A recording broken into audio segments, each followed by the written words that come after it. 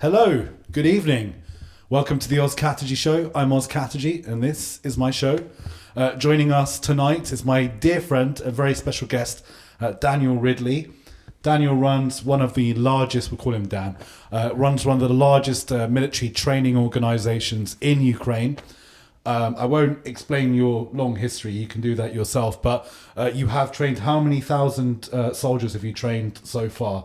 So since the beginning of the full-scale war, we're up to just shy of 18,000. So 18,000 Ukrainian soldiers that Yep. his company, his organization that he set up has trained so far. So thanks everyone for joining us. I hope the audio is working okay. We've had some audio issues over the last couple of episodes. Hopefully we should have figured out the echo. It should all be working great. If there's any issues, please just write a message in the chat and we'll try and figure it out. If you're watching live, thank you so much for subscriptions. Thank you so much for following me on Twitch. If you're following on YouTube, follows, really like and subscribe. That's really appreciated. It really helps the channel grow. We are only just starting out, so only got a couple of hundred followers. So hopefully we can take things off from there, try and bring you interesting foreign policy discussions, politics discussions 3 times a week live from Kyiv, which is where we are currently right now. But without much further ado, I'd like to introduce Dan from the Trident Defense Initiative. Give us a bit of information about you, Dan. What's your life story and how did you end up in Ukraine?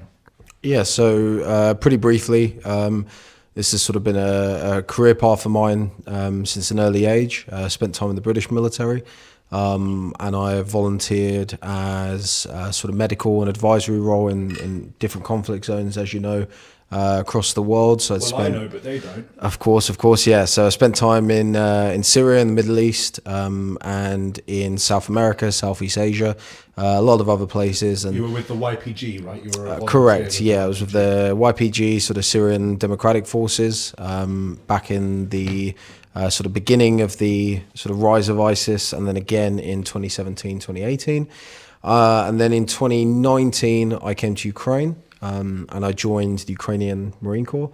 I spent 3 years in the Ukrainian Marines. One of the guys that I served with, you'll be having on next week, Sean Pinner, fantastic guy with an amazing story, mind-blowing story. And we served together, as well as a few other people. We served together for 3 years in the Ukrainian Marines, up till the beginning of the full-scale invasion. And when the full-scale invasion started, I was in Bucha, which, sort of become an infamous place now, a place that a lot of people have heard of.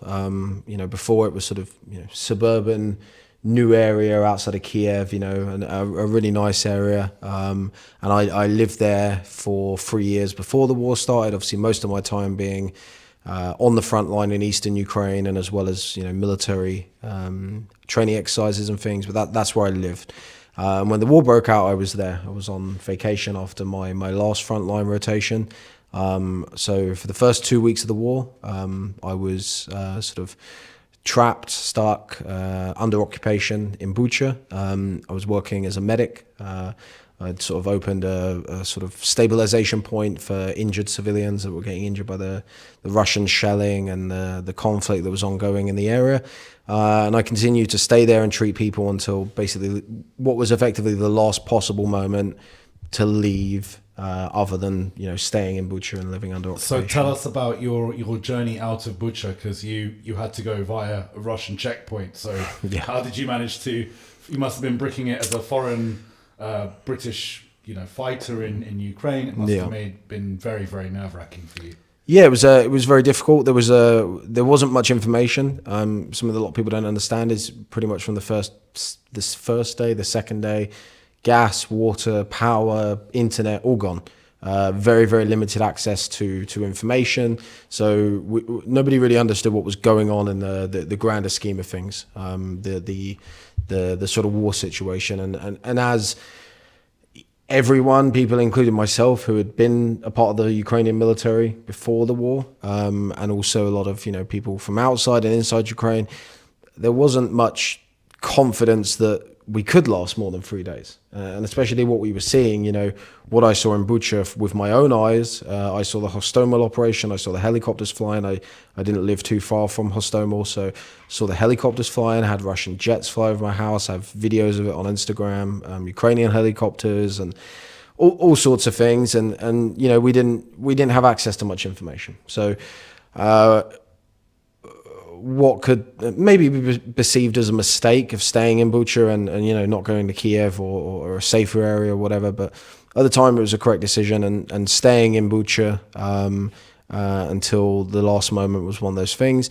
The initial information that we got from, I think, like Ukrainian sort of government information circles that was fed into the communities and stuff was that green corridors had been organized with the Russians, and the initial information was that only women and children could leave. So men couldn't leave. So in our community of 200 to 300 people, and I was one of the main people responsible for these people, providing medical care, organization, support, became a very... It's a much longer story, but yeah, it became a very, community sense of things. We were living under occupation, under heavy shelling. Multiple buildings were hit around us. My building was hit, a lot of damage, a lot of casualties. But, we sort of formulated a plan between the men, how we would escape. We would go through, I think it was, I can't remember the name of the village, that we would try and escape back towards Ukrainian lines as men, because we didn't have another way out. The Russians were supposedly not letting men out. And, we sort of formulated this plan. A few men tried to undertake it. They ran into some Russians in a forest near Bucha, and were sort of turned back, and came back to us. And then a few of my neighbors on the first day of the green corridors, I decided not to take the first day. I didn't, fully trust the situation. I also didn't want to go via the infamous bridge in Irpin, which everyone's seen a lot of, which, was the collapsed bridge that was sort of single file we had across. At the time, I had 7 cats, 2 dogs. It would have been impossible for us to cross with that many animals. But those 7 cats and 2 dogs probably saved your life. Yeah, we'll get to that. So I decided that wasn't the safest option for us, and that we should find an alternate route out. Our neighbors made it out. I can't remember how, but we managed to communicate with them, and they told us that the Russians were letting men out. They were letting people out. So I think it was the next day or the day after, us, another group of our neighbors from our building, we took a 3-car convoy. We didn't have a car. We just they had a couple of cars, and there was a car that we sort of hijacked. It was a necessity thing. Necessity of the situation, and we sort of grabbed as much like white cloth and tape as we could and marked all the cars up with white tape and white cloth, just so it was very apparent that we were civilians. We were civilians, we weren't military or anything like that. It made it very, very obvious, and we decided to leave, and it was the last day of the Green Corridor. So we loaded up in these 3 vehicles. My ex-girlfriend at the time was in the rear vehicle. I was in the middle vehicle, and one of our neighbors, a very burly, typical old Soviet guy, taxi driver, was in the first car. And we took the road out. So we sort of left the area of New Bucha, sort of coming towards Irpin, and you could see, the Russian positions, the Russian tank tracks, and the sort of signs of war, destroyed civilian cars that had been shot up. I'm not going to say that I saw, dead civilian bodies in those cars. I didn't. There was just, civilian cars that had been shot up. A lot of things that happened in Bucha happened after. The mass grave was 200 meters away from my house at the church. I know you was there. That was 200 meters away from my house. I used to visit that church. It was very close. And we left, and we drove on this road, and we sort of crested. There's a road that comes out of Bucha that way, and it crests a hill, and sort of no expectation of what was going to happen. And we hit a wood line, and we turned right. And as we turned right, there was a Russian BMP, bunch of Russian soldiers on top, and a little Russian block post. And so we sort of stopped about 100 meters away from them, and waited, in anticipation what would happen, what's going to happen. And one of the soldiers on top, or the commander, just waved us through, and we just slowly drove through them. And I remember, it sounds like kind of cliche, but I remember, because I was a meter away from him, sort of locking eyes with this young Russian VDV soldier that was in the block post, not on the tank. And we sort of looked at each other. And one thing that stuck with me was like we both looked as confused as each other. Like it was both like, why the fuck are we here? Like we both looked at each other. Like he must have been like 18, brand new Russian equipment, fresh face, and he's just manned this block post. And we locked eyes for like a few seconds as we slowly drove through, and both had this like confusion upon us. And obviously I'm very like tired and worn down at this point. After 2 weeks of, I'm covered in blood. The dogs had done some things on cat me. poo and cat pee everywhere. Cat poo and cat pee everywhere. You arrive at the block post. They take a look inside. They can smell the cat poo. They can see you're all bedraggled. They've got 5 cats and 2 dogs. 2 dogs. Yeah. Well, that came a little bit. We got through that checkpoint without even being stopped. It's a checkpoint. Yeah. And then we came up to the intersection. There's like 3 gas stations between Irpin and Bucha. And sort of all of a sudden, obviously being a former soldier myself, and for most of my life, you can, as a soldier, you can spot by a soldier's demeanor, his gait, his appearance, his equipment, and how professional they are, how skilled they are. And these sort of guys just sort of kind of appeared out of nowhere, and they stopped the vehicles, and they were wearing things that you would atypically see of like Russian special forces, like very high tier Russian special forces. They were very professional. They were very polite. What I would assume is a commander of the checkpoint came to my vehicle, opened my door, and I said to him in Russian, I said, I've got cats. Some of the cats have got out of the boxes, and he saw the cats, saw the dogs, and he said, okay, no problem. He said, everyone put your hands down, because we all had our hands raised at every point. We wanted to be as non-threatening as possible. Especially me. I was that's good practice in any checkpoint. Any checkpoint, even if it's your own side. Yeah, of course, we had the same, as you remember in the beginning in 2022, we had the same problems, same situation with the Ukrainian block post. There was a lot of panic and miscommunication, misinformation. So anytime you went to a block post, you wanted to make sure that the people manning the block post were as comfortable as possible, whether they be Russian or Ukrainian.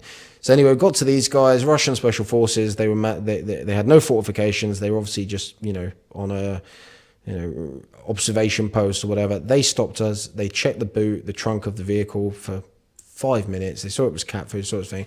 And they let us through. They were polite, they were professional, and a lot of people, I've said this before on another podcast with The Telegraph, a lot of people said, oh, you're saying Russian propaganda. Well, I was there. I saw it face to face. I know what happened in Bucha. I saw a lot of what happened in Bucha in regards to the killing of civilians and things like that.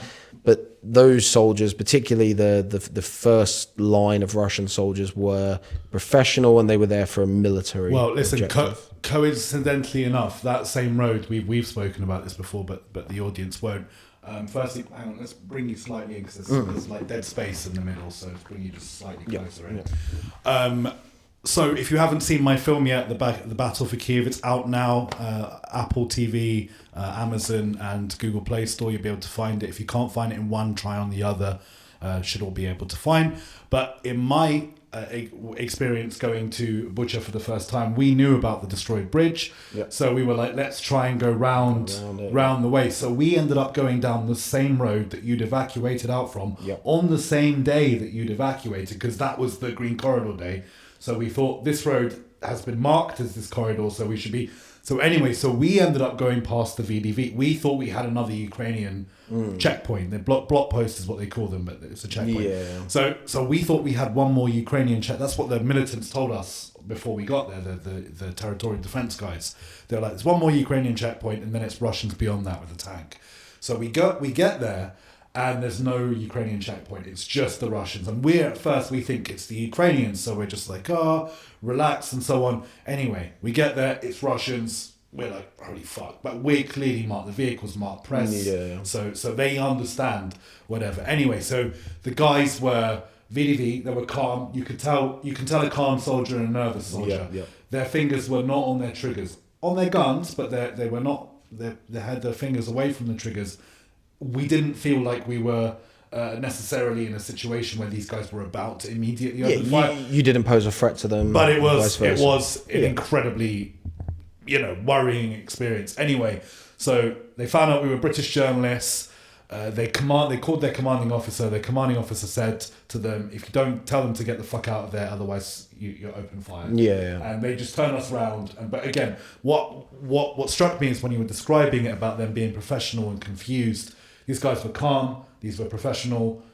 These were, they were confused. They were confused because like, what the hell were we doing there? They weren't expecting to see us. Yeah, exactly. Yeah. So I agree with your statement about those particular troops. The ones that came in behind those guys are the ones that slaughtered a lot of Ukrainians. And again, this was the first opening days of the war, and the Russian soldiers hadn't even been told at this point where they were going or what they were doing necessarily. So there was a lot of confusion. We're talking about the first few days of the war. So I think it's just not an honest point, or a point that needs a point that needs sort of clarifying to anyone.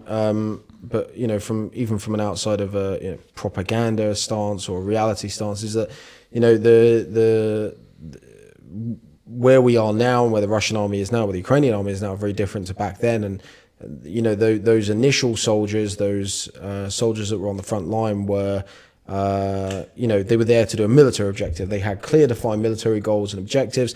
They weren't interested in wasting their time on civilians or with I never even had my documents checked, luckily, and they were interested in their military objectives.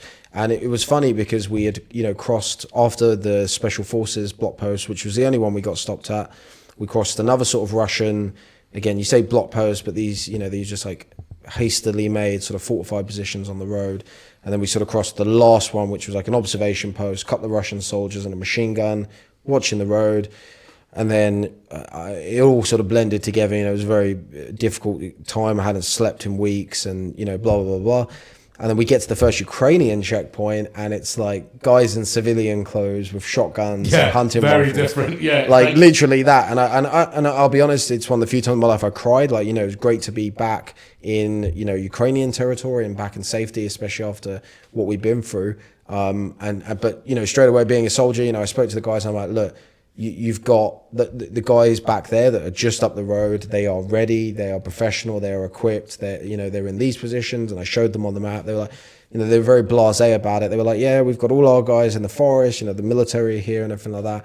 And there's a bigger battle analysis to be made of what happened. But if those guys had decided, or they had the ability, whether they had the ability or not, to push that a little bit further, they would have been able to. I stood face to face, and people can disagree with that, but I think I was one of the only, if not the only, foreigner to be in Bucha under occupation, and also get out of Bucha under occupation and be face to face with Russian soldiers.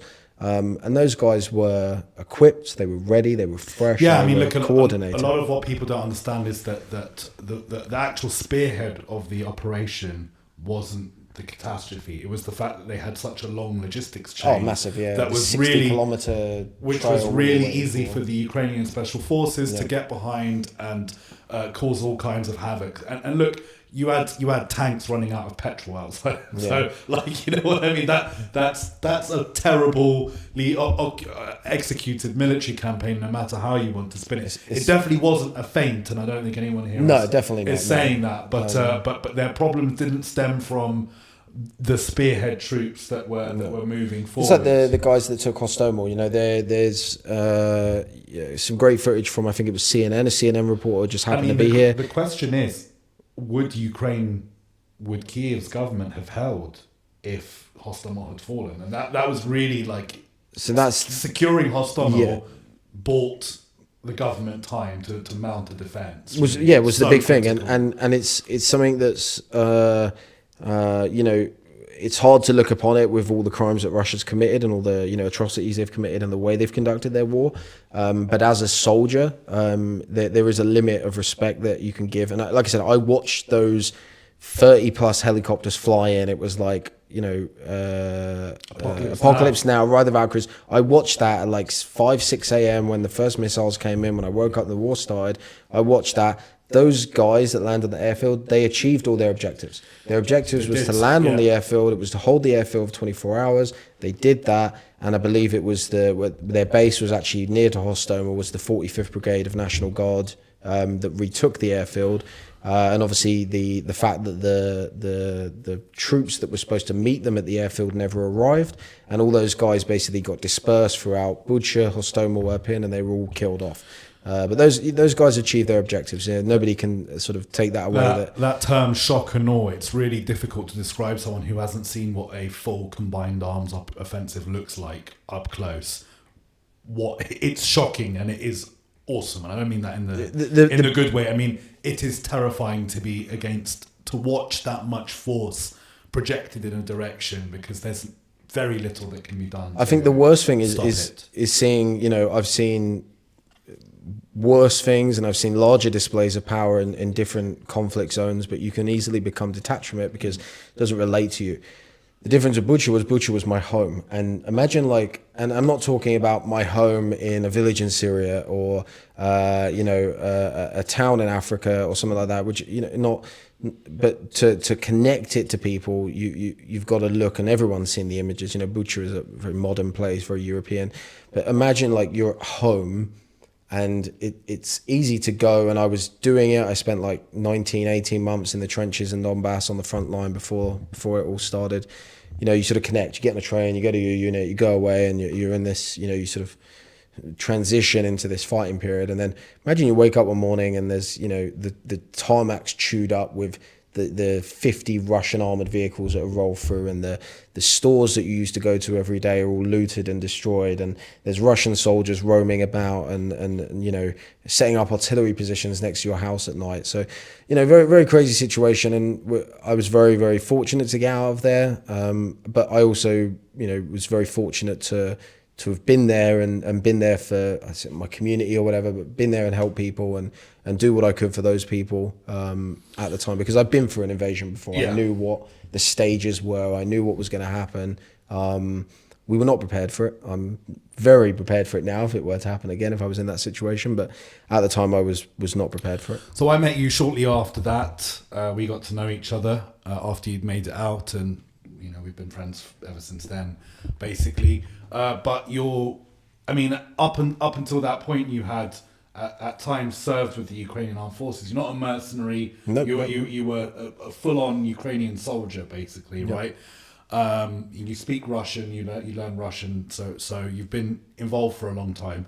After all of that, you decided to set up Trident Defense Initiative, which, yep. And also Kharkiv was still occupied when you decided. So they're based in Kharkiv, north of Ukraine, which was liberated by the Ukrainian Armed Forces in summer 2022. Yep. The Kharkiv offensive.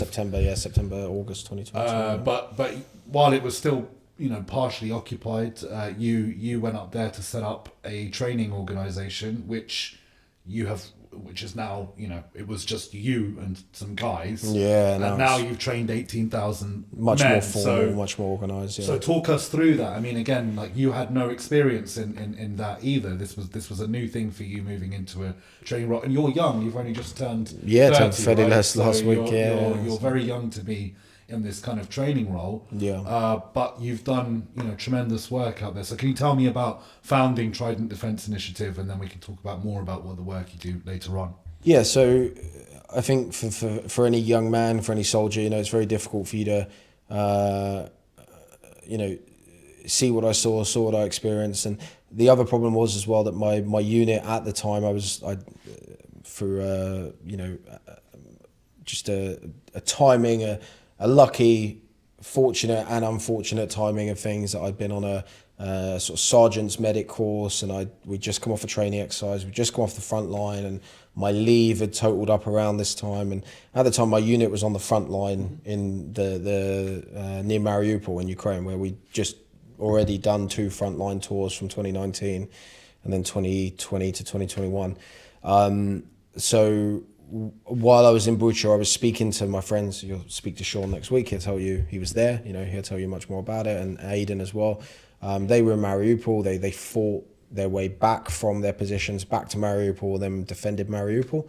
I wasn't there for that. I had my own battles to fight in Bucha. And once I got out, you sort of had this. Initially, I did actually join a unit when I first got out. I joined with a unit that was part of the sort of SBU, like a special purpose unit. And we were involved in the liberation of some areas in Sumy. So I got to be involved in some of the liberation of the areas in Sumy when the Russians withdrew, and interact with people that had just come under deoccupation, as well as my neighbours and stuff in Bucha. And we came back to Kiev, and the unit was going to deploy out east and be involved in the war. And I sort of had a choice: do I stay with this unit? Do I continue being a soldier? And I never felt like I had any impact in my 3 years in the Ukrainian Army. Like my second tour, for instance, I was digging trenches for 8 hours a day. Right. My first tour, we important work. Don't get me wrong. Well, it didn't seem to hold up that much to a Russian invasion. But like my first tour in 2019, everyone thinks that the war before was quiet and nothing happened. In my squad of 15 guys, 6 of us died. We had 6 guys killed within a month. Every night we would spend fighting, shooting, Russians trying to infiltrate the positions, us trying to push forward. Every night would be a firefight. That was 2019, and like I said, 6 of my guys died.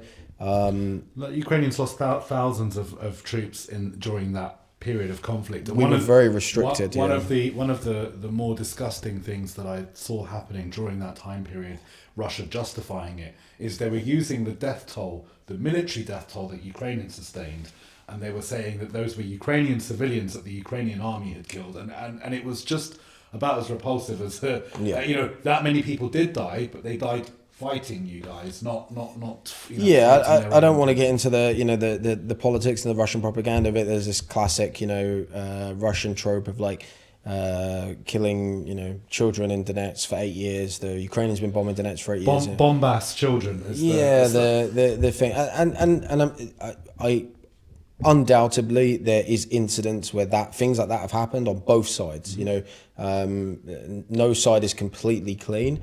And there's definitely incidents happen on both sides, but then you look at some of the incidents that the Ukrainians were involved in, like Debaltsev and stuff like that, where there was like agreed withdrawals of Ukrainian forces, and then the Ukrainian forces were slaughtered. They were, absolutely decimated after they were allowed to retreat. My battalion, for instance, was in Crimea, was in Feodosia. They were captured by the Russians. They were allowed to leave. Crimea was, a bit different to the eastern regions. But yeah, we suffered a lot in 2019, and then I went back to the front line again then, and I'd done a number of NATO exercises. So during my time in the Ukrainian military, I trained with US Marines, I trained with British soldiers, and soldiers from other countries. I've been involved. I was in a sort of airborne Marine unit, so we were one of the more elite units of the Ukrainian military. So we were used for these exercises, and we spent time with the US Marines and things like that. And I didn't feel like we were used in a way that we could have been used. We could have been a great connector between NATO soldiers visiting Ukraine or training Ukrainians and us, sort of bridging the gap, saying, this is what it's like to be a Ukrainian soldier from a former British soldier, and this is how it is. So I never felt like we had much impact. I tried to implement training things in my unit, especially after our guys died the first tour. It never really took off. And then when the war started, I had this decision. The unit I was with or was going to join, I was already with, went out east. And I was like, well, how can I contribute the most, and how can I use my skills? The fact that I speak the language, I've been one of these guys, I've been in a foreign unit or whatever. Like, there wasn't any foreign units back then. I was in a Ukrainian unit with Ukrainians at the same level, doing the same terrible jobs for the terrible pay, with terrible risks, terrible conditions. And I knew what it was like to be one of these guys. I know what it's like to be one of these guys. So how can I contribute the most? And how I sort of thought about it was, one, there was a lot of foreigners coming to Ukraine, foreign military people, medics, etc., that wanted to help and sort of be a bridge between those two factions. The people that want to come and help Ukraine and the Ukrainians that need the training. So let's just pause there for a moment. Just say hi to the followers. Hey, Dave from next door, thanks so much. Good evening to you. I hope the audio is coming through okay. We had a bit of trouble before, so if the audio is fine, please could you just drop a message in the chat and just let us know you can hear us fine. No one's complained so far, so I'll take that as a good message. Dan, I love the passion. Try and look at the green light over there. When see it. So, because they're the ones we're talking to effectively. Audio is all good. Thank you so much. Thank you for coming back, Liquid Amber and the original Ron Skip, and thank you, Dave from Next Door. Thank you all for returning to the stream. Pleasure to have you here. Don't forget to like, follow, subscribe, etc. Appreciated. Right, so you've decided to set up this training. It took off massively. How did it take off massively? Like I said, we started with a small group of volunteers. We were based throughout Ukraine.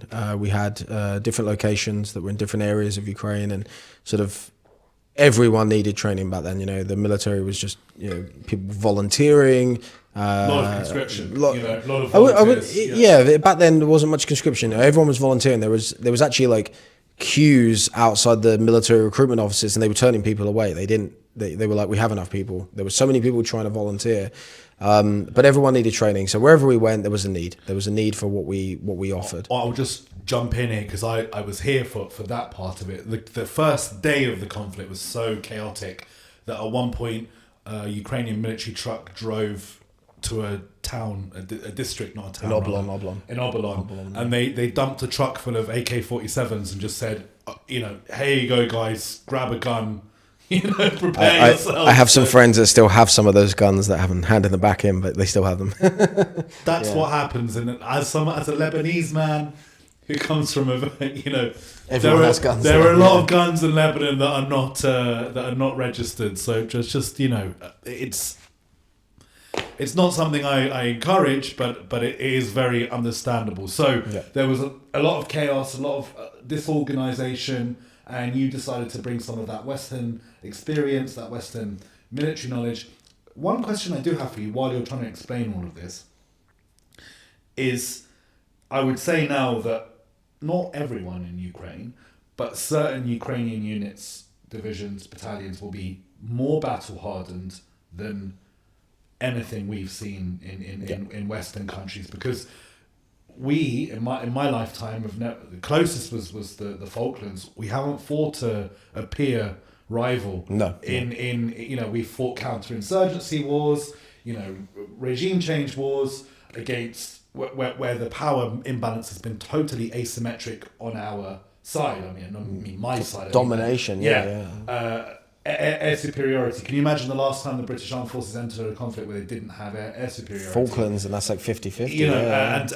And now we are talking about Ukrainian units who are world leaders in drone usage, using the most bleeding edge technology, to operate both offensively and defensively. You've got Ukrainian special forces carrying out incredible raids behind enemy lines, using ingenious techniques, the Operation Spiderweb among them. So the Ukrainian armed forces have a lot to offer the rest of the world right now. But again, you are, there's still a lot of young men here who don't have any real proper training, and your job is. So explain that to me. Yeah, so we still have this work every week, and the thing is, these things didn't exist 2-3 years ago. The skills that Ukrainian Army had, they didn't just sort of appear out of nowhere. They were learned the hard way by losses. Bakhmut was one of them. Both the Russians and the Ukrainians learned a lot of hard lessons there. If there's a way to minimize manpower losses, how can we do that? Okay, well, drones is one. You saw the rise of the FPV, then you saw the rise of the fiber optic. Something interesting about like Operation Spiderweb, it's being portrayed as this like ingenious Ukrainian revolutionary idea. The Israelis had trucks with drones before the Ukrainians did. The Ukrainians were not the first ones to do that. I just want to shout out to my boys, the Syrian rebels, who who bombed a Russian airbase. Not just any. The Russians have suffered drone swarm attacks on their own air bases. They've lost planes before in Syria. Yep, correct. And they didn't learn any of the lessons from jihadists in sandals were able to do this. And they were able to, the first inflict major blows on the Russian armed forces. the Ukrainians have taken that, state capacity is far beyond what the rebels in Idlib I think 2014, maybe 2015, when I was in Syria, was the first, I would say, someone probably knows a lot better than me, but I was there and I remember seeing it and hearing about it. Was I think DJI 1s or DJI 2s, the big white square frame things. Pre-Mavic. Yeah, the DJI 1, DJI 2.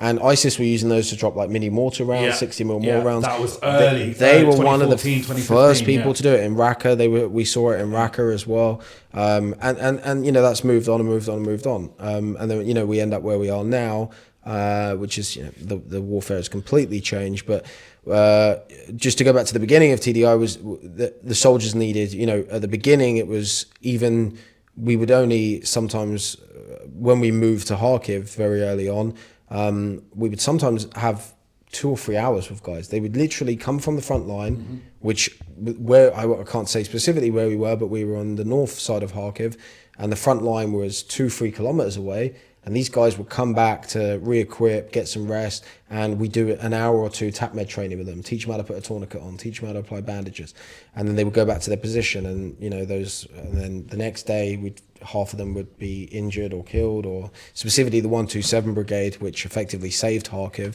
And that was the foundation of it. So 1-2 day trainings, few hours training, and then it evolved into a week. And where we are now is we run a multitude of courses. We run 3-week combat medic courses, which include cadaver labs.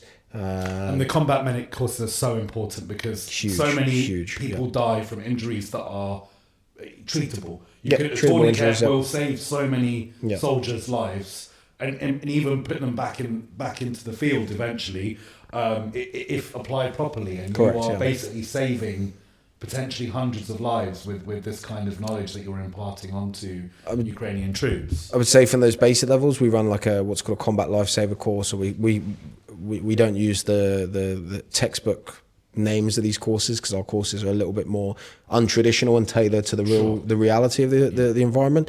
But we teach by the March standard, and our 1 week CLS course is more focused on that, about the basics, tourniquet application. The combat medic course is because of the drones, especially the drones. Sometimes a guy can be injured and he can spend 2, 3, 4 hours, up to 24 hours injured in that place, in that position, unable to be evacuated.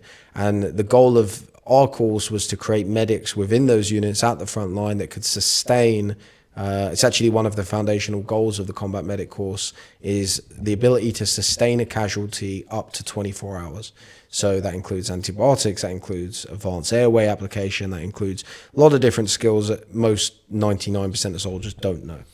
So I have a question. We'll jump more into TDI stuff, but I was in Davos covering the World Economic Forum.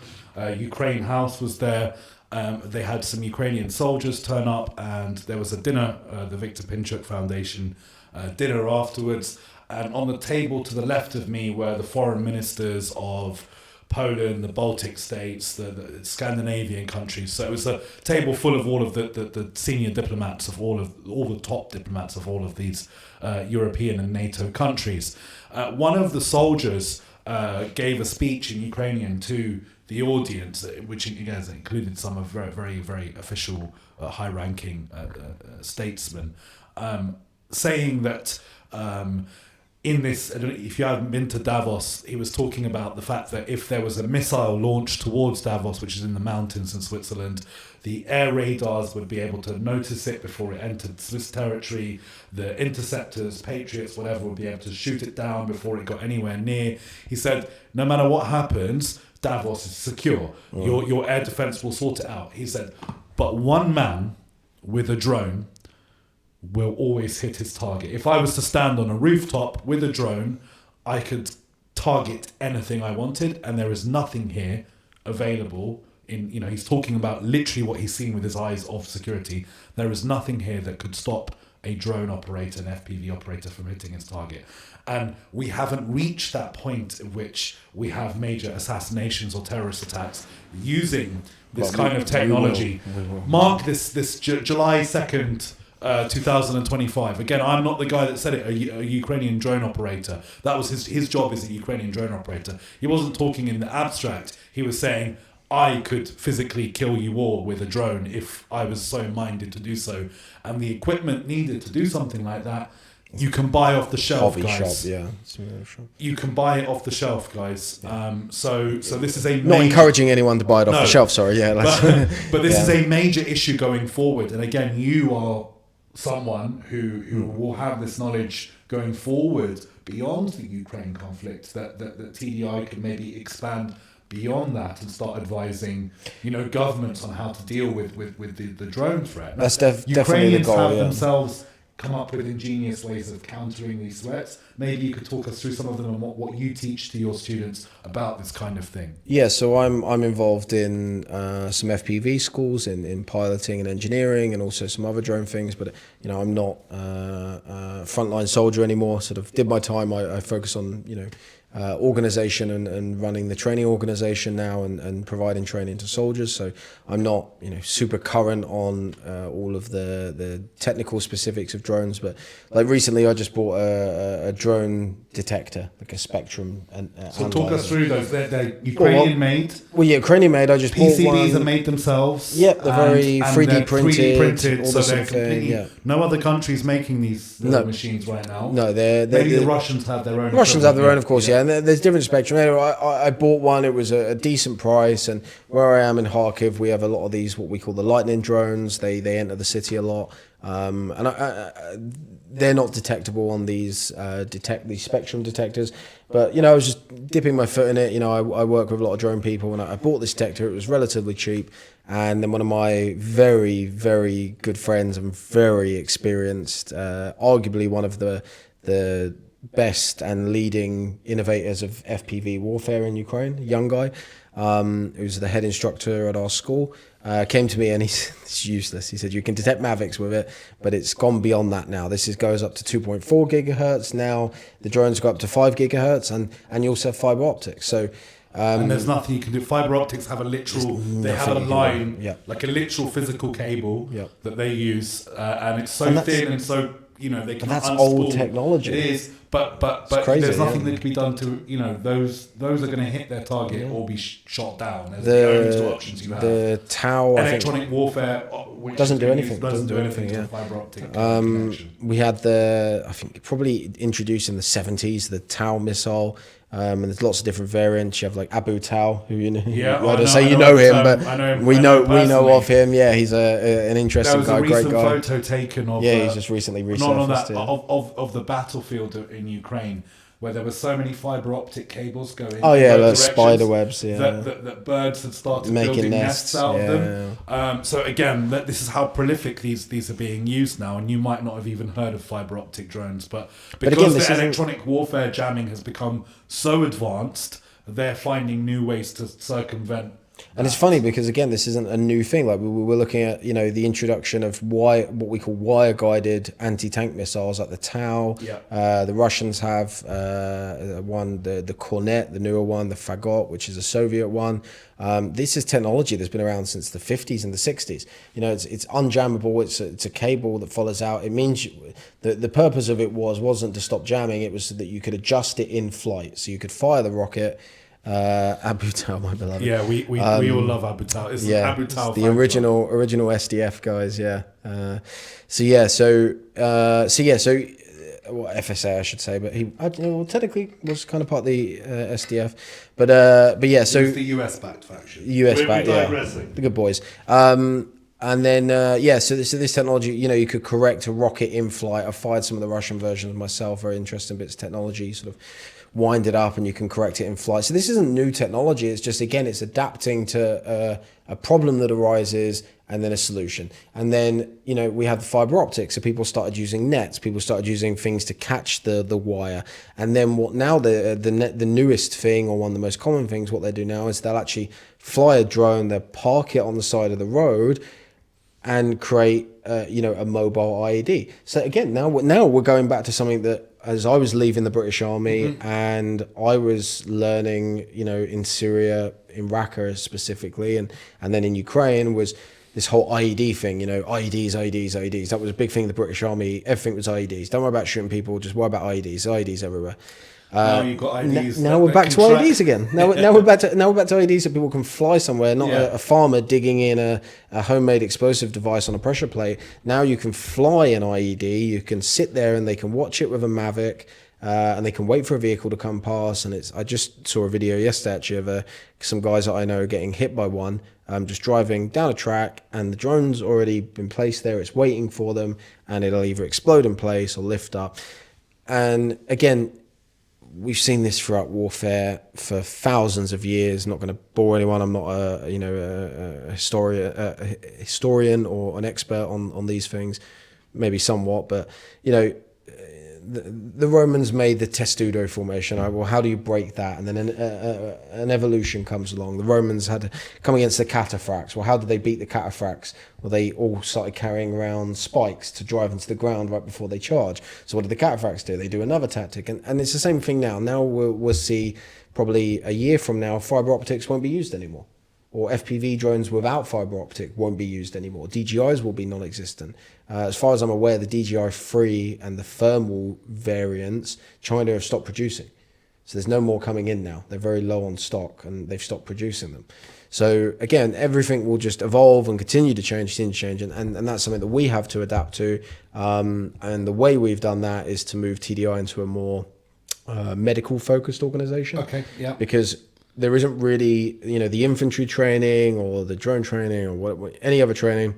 It becomes drone specific, same as the British Army. Also, it's all adapting so quickly. You're adapting so quickly. Change the curriculum. Exactly. Whereas the combat medic stuff is it's so important and so needed. And so look, thanks so much for joining us, guys. We've still got a bit of time to go, but I'm asking now before we start thinking about the end. If you want to ask some questions to Dan or myself, please put them in the chat. That'd be great. It would be great to hear them and great to answer some of your user questions. Again, thanks for any likes and subscribes and follows so far. Really appreciate it, and really appreciate you those watching on YouTube. We're trying a real effort to reach out to you guys as well. So 18,000 troops. It's a lot of soldiers that you've trained. Probably saved quite a lot of lives. I do just want to specify that in that 18,000, we're not just talking exclusively military, especially in the last year and a half, 2 years. We've trained the vast majority of police officers in Kharkiv, patrol police and also special police units. We provide a lot of training to civilian infrastructure workers, so gas workers. Basically, the organization is predominantly focused on providing support and working directly with the military. An official level, and we're the largest organization of its kind in the country. But we also provide anyone that is involved in supporting the war effort, whether they be an infrastructure worker, an evacuation volunteer, a police officer, a soldier.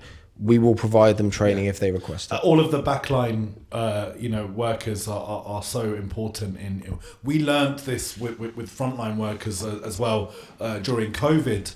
The people that keep food on shelves provide a critically important service for all of us, and their work shouldn't be forgotten. Again, the engineers that are putting together these trench lines that are defending Ukrainian cities, all of these people may not necessarily be in the military themselves, but are basically working together for the collective war effort. Now, let's talk a bit about we've got a question. Got a question, yeah. We talk about drone innovations, but are there technical innovations in field medicine? So I would say there is. There's. I have a bit of a disagreement with some of the sort of standardized things, that what we call the March protocol, which is normally American dictated and laid out. I disagree with some of the ways the protocol is ascertained and how it's performed. The biggest problem that we face due to drone innovations is the length of evacuations. So we had a big thing in the Afghanistan, Iraq, we called it the golden hour. And that was, if you got injured, if you could get to a hospital in, or an aid station within an hour, you had a very, very, very high chance of surviving. We don't have that in Ukraine. You can't get injured and a helicopter can't come and pick you up, or sometimes even a vehicle can't come and pick you up. So the innovations in field medicine, if anything, they've actually gone backwards in a lot of ways. I wouldn't say there's been advancements, and there's definitely not been many technical innovations. I've seen one. I've seen one. So it also relates to RVB. It relates to drones because actually outside the foreign embassy they had a sort of display of military drones. Yeah.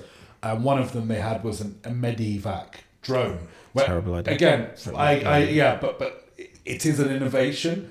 Clearly, the Ukrainians it wouldn't have been in a part of a government display if they weren't at least discussing them. Again, the reason it's a terrible idea in this kind of field of conflict is it's a big, huge target, right? You know, it'll never happen. Yeah, the problem with that is there's a lot of people trying to sell that concept and trying to make money off it.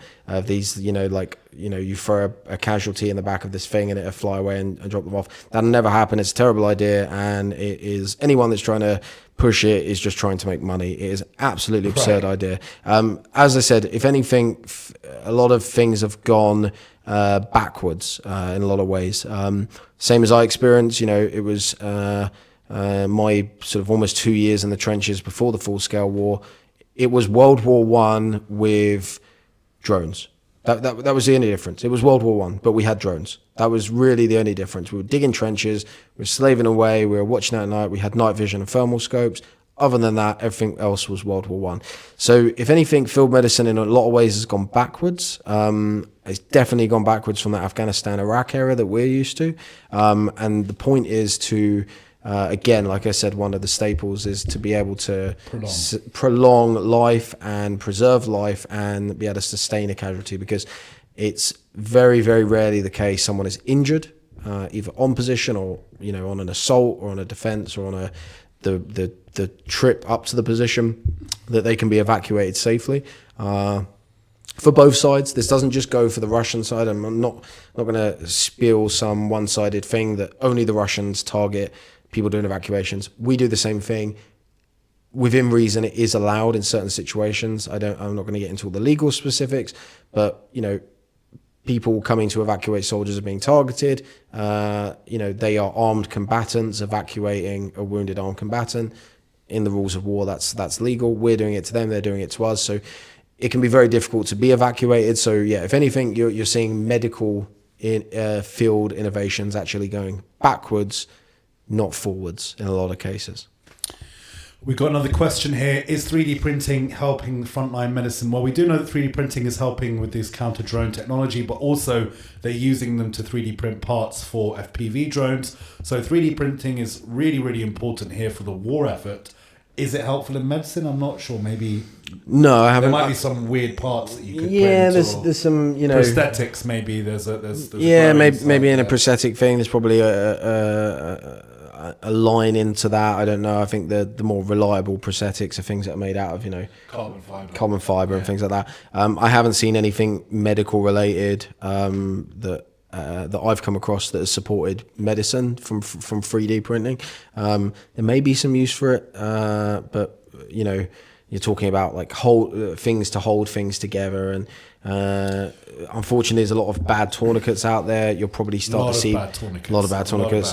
There probably is already some out there, and there probably would be 3D printed tourniquets. If you guys are at home and terrible and want to do something on your own steam, fundraising, sending like a bunch, several thousand tourniquets to Ukraine would be a really good, because the old Soviet tourniquets are like rubber and S-March, they snap, and if your tourniquet snaps on the battlefield, you don't have another one, you're probably going to bleed out and die. So it's as simple as that. Right? I've put a couple of those on, and I was actually given a couple when I was in the Ukrainian Army. They do work quite effectively, but they're not.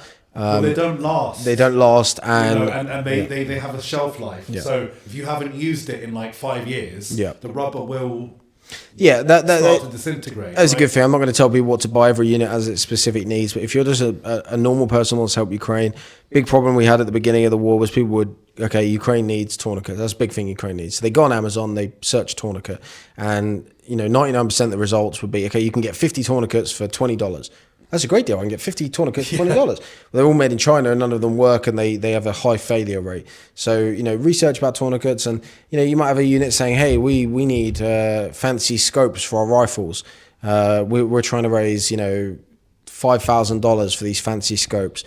Well, don't worry about the scopes. Yeah, don't worry about the scope. Maybe donate to another unit or just buy 50 real tourniquets. Yeah. Even 50 is a lot. That's very expensive. Drones and tourniquets are really those are the bits. 10, 10 Cat 7 tourniquets and send those over to a Ukrainian unit or Ukrainian organization. I'm not saying that, those 10 tourniquets equals 10 lives saved. There's no way of accounting for that, but that's potentially 10 lives saved. And I think that's a much wiser investment in money.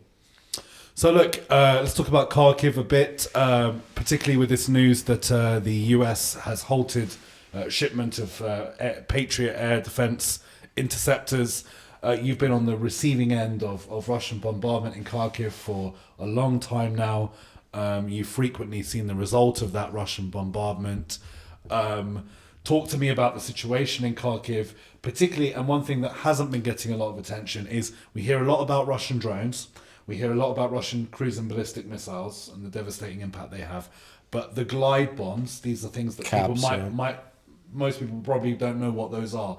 Can you explain what they are? They're basically dumb bombs that have been modified so they can be dropped from planes and basically fly unassisted to their location. They can be much heavier, much more powerful, and they're much more difficult to deal with their defenses because they're basically gliding, right? Effectively. Yeah. So talk to us about the situation in Kharkiv, what it's like. It's the second largest city in Ukraine, and it's been on the receiving end of a lot of bad things from Russia recently. Yeah, it's a bit of a longer form question. I will very quickly answer Crouching Tiger 9's question, just so we don't go too far off subject. But it's a very good point. Can drones deliver blood and plasma? It is something that's being talked about. Is this far forward blood?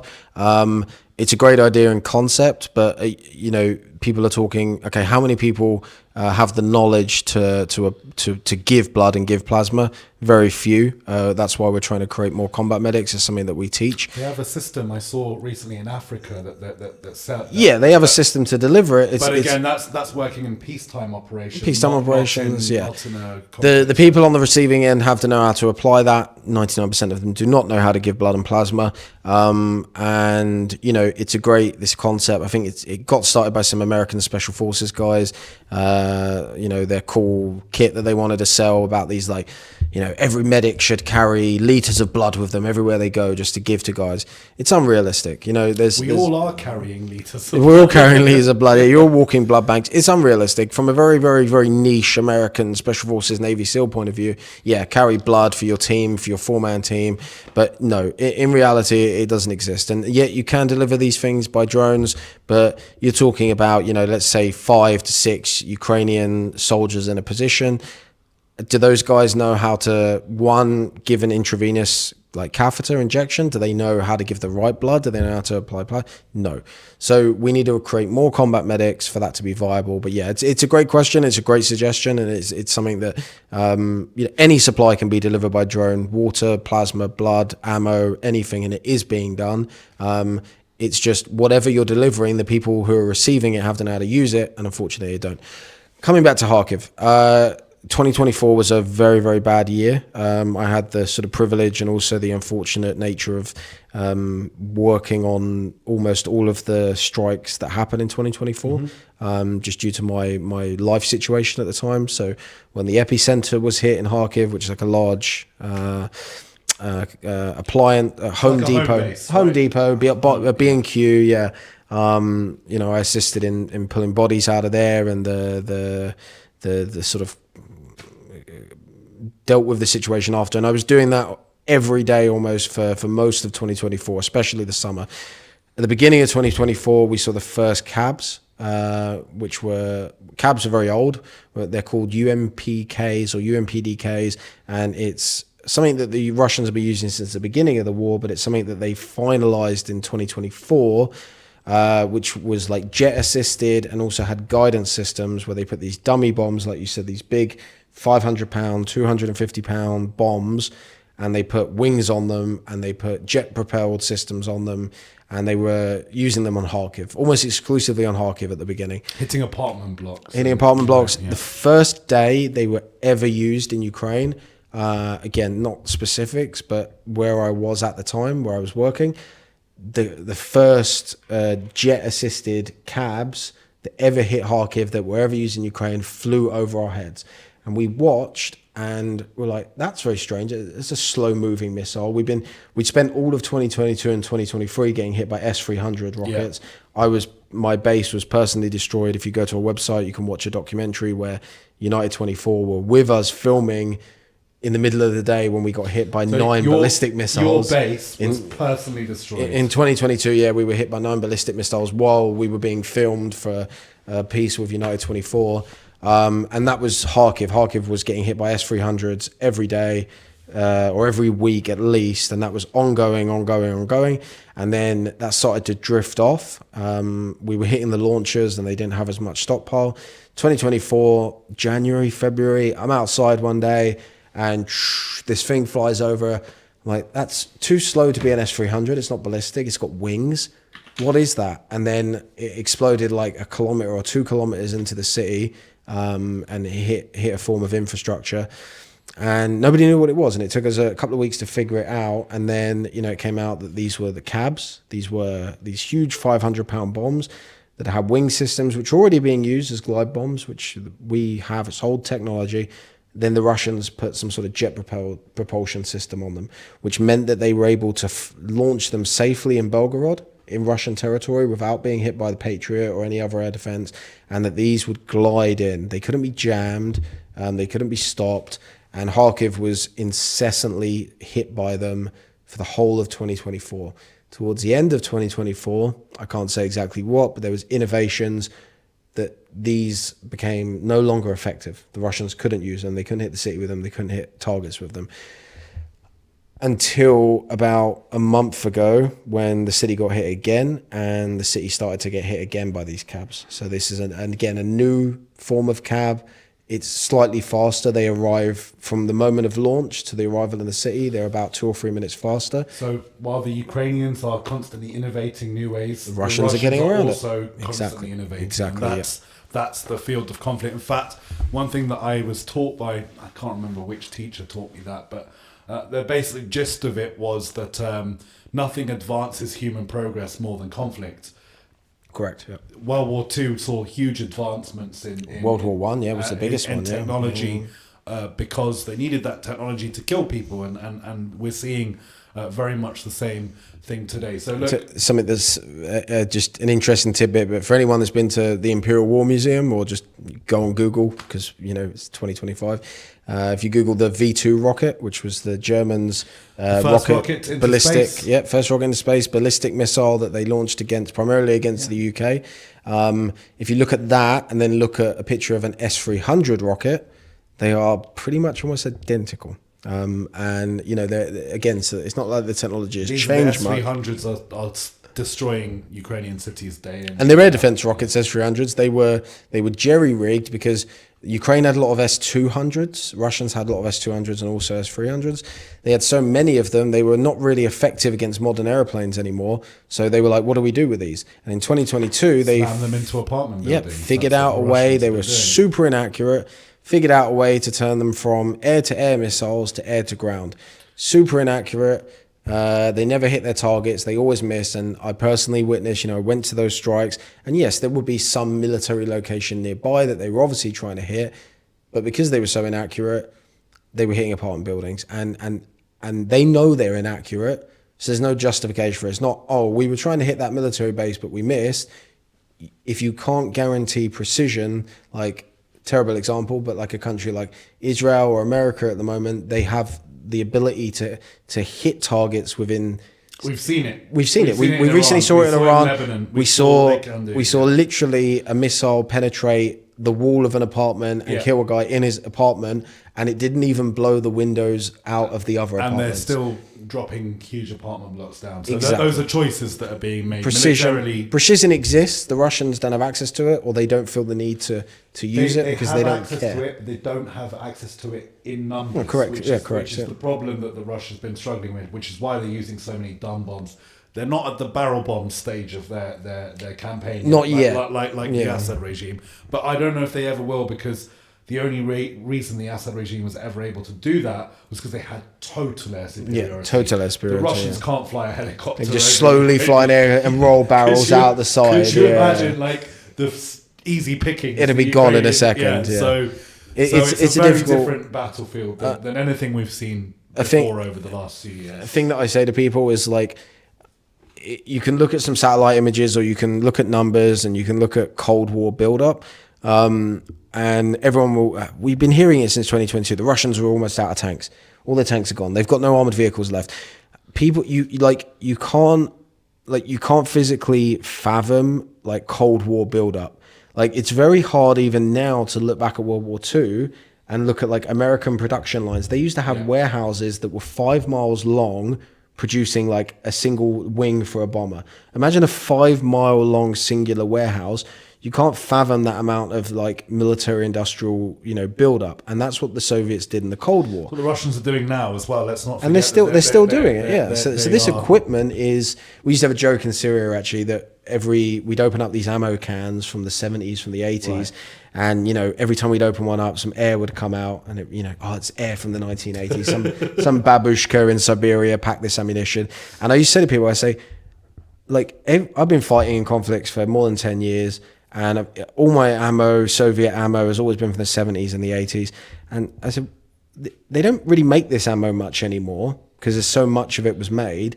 What do we do when one day that runs out? What do the African nations warring against each other? What do the Arab nations do?